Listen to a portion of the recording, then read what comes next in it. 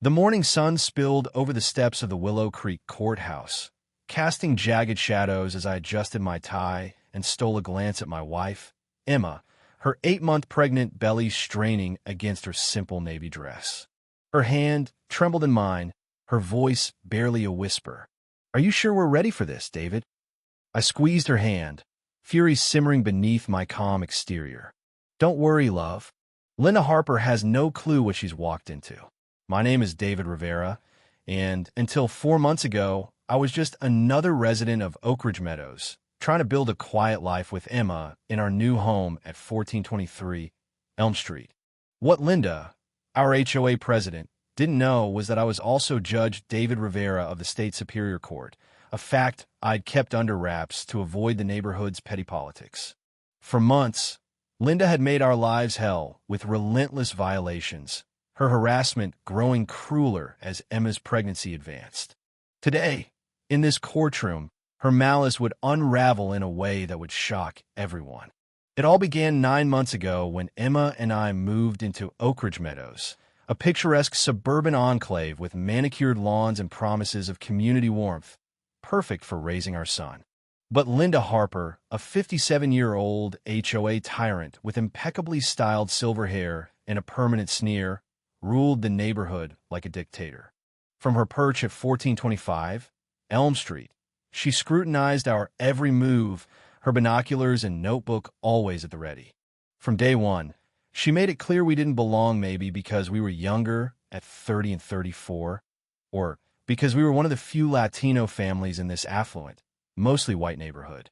Her citation started small, but cut deep. Fines for leaving our garage door open while unloading groceries, complaints about Emma's vibrant tulip garden clashing with her approved pastel palette, demands to remove the hand-carved bench Emma's mother had gifted us, claiming it violated some obscure HOA rule. Each violation arrived with venomous letters, bolded threats of legal action, and fines that piled up like a noose tightening around us.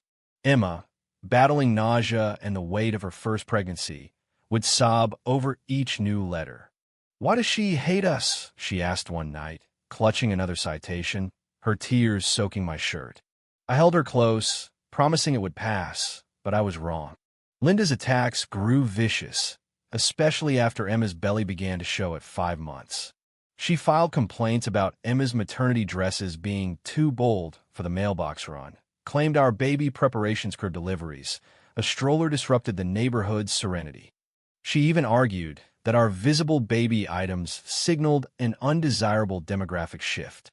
When Emma was ordered to bed rest at 7 months due to preeclampsia risks, Linda pounced, issuing 19 violations in a single week.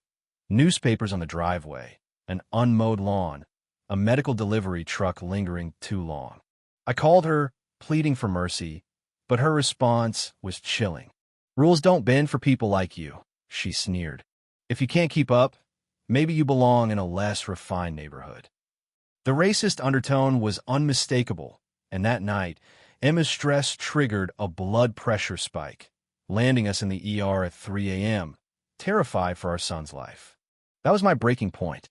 I've been documenting every violation, every letter, every call, building a case that would make any lawyer salivate. Other neighbors harassed for years by Linda shared their stories. The elderly Thompsons fined $2,500 for minor infractions. The Parkers targeted for their kids' chalk drawings. The Garcias harassed over their son's car. I filed a federal lawsuit against Linda and the HOA for harassment, discrimination, and civil rights violations, assigned to Judge Margaret Evans, unaware of my judicial role. Linda countersued, her lawyer, James Carter, blindly fueling her arrogance.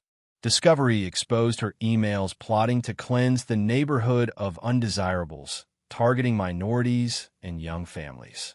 But nothing prepared us for her courtroom meltdown. On trial day, Emma, frail but defiant, insisted on attending. Linda strutted in, flanked by her HOA allies, dripping with smug confidence. Our attorney, Sophia Alvarez, laid out a damning case. Discriminatory citations, emails, witness accounts. Linda's defense crumbled under the evidence. During cross-examination, Sophia pressed her on selective enforcement. Linda snapped, her facade cracking. "We're preserving standards," she screamed, pointing at Emma. "We can't let people like them breed and ruin our community." The courtroom froze. Emma clutched her belly, tears streaming. But Linda wasn't done. In a deranged outburst, she shrieked, "Your Honor, I demand the death penalty for her. She's a threat to our community, breeding troublemakers. Execute her to set an example." Chaos erupted. Judge Evans pounded her gavel as gasps filled the room. I stood, rage boiling, but held back, letting Linda's words bury her. Judge Evans ruled decisively.